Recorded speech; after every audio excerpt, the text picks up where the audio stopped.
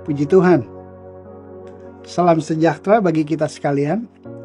Kembali Yesus Kuatku hadir untuk menjadi berkat. Kita akan merenungkan sebagian daripada firman Tuhan, tapi sebelumnya kita akan berdoa terlebih dahulu. Mari kita tundukkan kepala untuk berdoa. Bapa, di dalam nama Yesus, kami datang ke hadirat Tuhan mengucap syukur untuk hari yang Tuhan beri. Sebentar kami akan merenungkan sebagian daripada firman Tuhan. Kiranya Roh Kudus menolong kami. Dalam nama Yesus kami sudah berdoa dan mengucap syukur.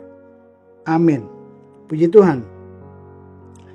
Hidup yang bebas dari kenajisan, hidup yang suci, hidup yang bebas dari dosa, celah, apakah mungkin dicapai oleh seorang pelayan Tuhan atau anak Tuhan?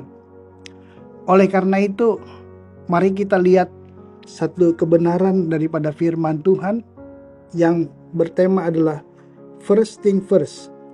Hal utama yang harus dilakukan oleh umat Tuhan dan pelayan Tuhan.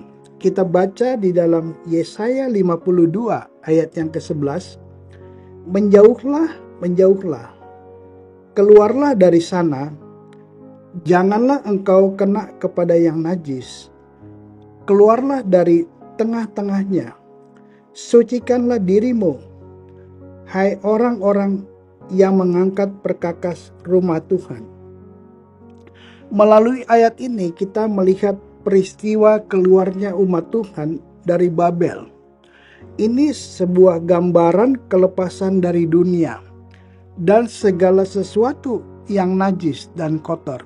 Puji Tuhan. Orang Kristen seringkali dianggap munafik. Seringkali dianggap sok suci. Seringkali banyak disalah mengerti oleh orang-orang yang tidak mengenal firman Tuhan, yang tidak mengenal siapakah Yesus itu. Dan kalau kita lihat, mengapa kita harus hidup suci, menjauhi yang najis? Tentu saja ada alasannya. Karena kita telah diselamatkan. Orang yang percaya kepada Tuhan telah menerima keselamatan oleh karena anugerah di dalam Yesus. Setiap orang harus mempunyai tanggung jawab untuk hidup sesuai dengan firman Tuhan. Hidup kudus, hidup suci. Oleh karena itu kita melihat bagaimana kita dapat menjalani hidup yang suci, yang kudus, yang tanpa kenajisan. Tentu saja dasar pemikiran kita harus didasari oleh firman Tuhan. Ada 3 hal yang saya ingin lihat bagaimana kita bebas dari segala kenajisan dosa. Mari kita lihat, yang pertama adalah kita harus menjadi pelaku daripada firman Tuhan. Saudara bisa membacanya di dalam Yakobus 1 ayat 22. Di situ kalau diperhatikan, tetapi hendaklah kamu menjadi pelaku firman dan bukan hanya pendengar saja. Sebab jika tidak demikian, kamu menipu dirimu sendiri. Artinya ketika kita mendengar firman Tuhan, kita mentaati, lakukan saja firman Tuhan. Mungkin kita merasa firman Tuhan sepertinya sulit untuk dilakukan.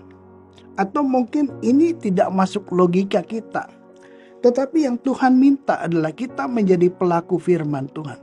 Mendengarkan dengan iman. Mendengarkan dan bertindak sesuai dengan firman Tuhan. Karena firman Tuhan itu seperti pedoman di dalam hidup kita. Firman Tuhan itu sempurna. Sebab itu kalau kita bertindak menurut firman Tuhan, tentu saja untuk tujuan kebaikan kita sendiri. Sebab itu kita mau menjadi pelaku firman Tuhan. Hal yang kedua yang saya catat, untuk hidup suci, bebas dari kenajisan, adalah menyelipkan daging dan tidak dikuasai oleh hawa nafsu lagi. Itu dapat kita baca di dalam Galatia 5 ayat yang ke-24. Barang siapa menjadi milik Kristus Yesus, ia telah menyelipkan daging dengan segala hawa nafsu dan keinginannya. Puji Tuhan. Bagaimana kita menyalibkan daging?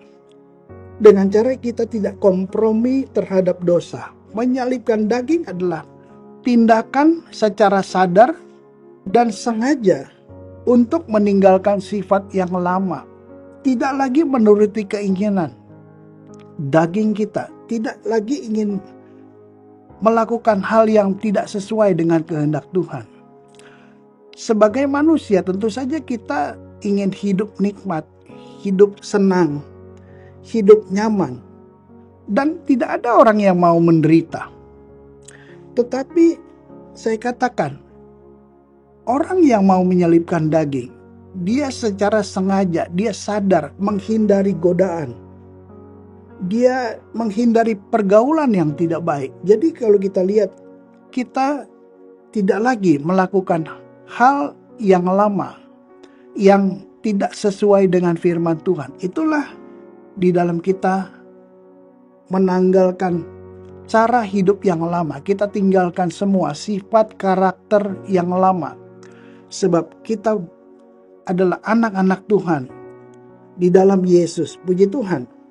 Hal yang ketiga, untuk hidup suci, kita tidak bisa mengandalkan kekuatan kita sendiri. Sebab itu kita harus hidup dipimpin oleh Roh Kudus.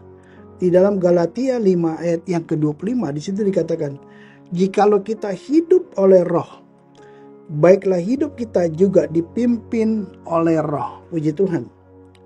Roh Kudus adalah penolong kita.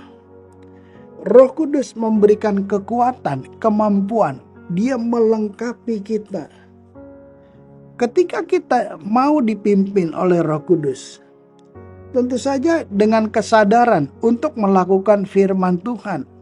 Melakukan firman Tuhan secara konsisten dengan disiplin rohani.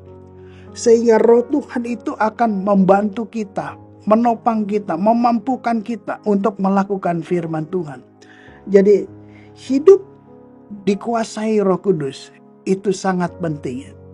Bukan dengan kekuatan kita sendiri. Jangan sebagai anak Tuhan, kita seringkali mungkin merasa kita jatuh bangun. Karena apa?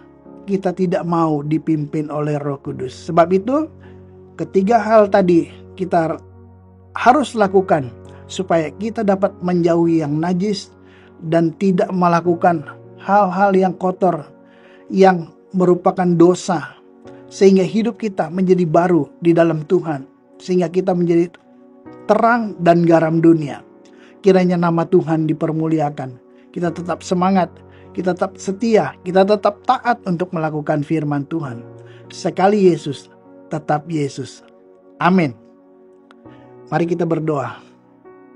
Bapa, di dalam nama Yesus, hamba berdoa untuk setiap umat Tuhan yang mengikuti acara ini Tuhan. Kiranya Tuhan memberkati, Engkau berkati jasmani dan rohani setiap umat Tuhan. Setiap pergumulan umat Tuhan, Engkau tolong. Setiap yang sakit Tuhan sembuhkan di dalam nama Yesus. Dan Tuhan, setiap aktivitas umat Tuhan, kiranya Tuhan memberkatinya. Kami serahkan hidup kami ke dalam tangan Tuhan. Dan kami akan akhiri acara ini di dalam nama Tuhan Yesus Kristus. Amin. Bersama Yesus, aku kuat.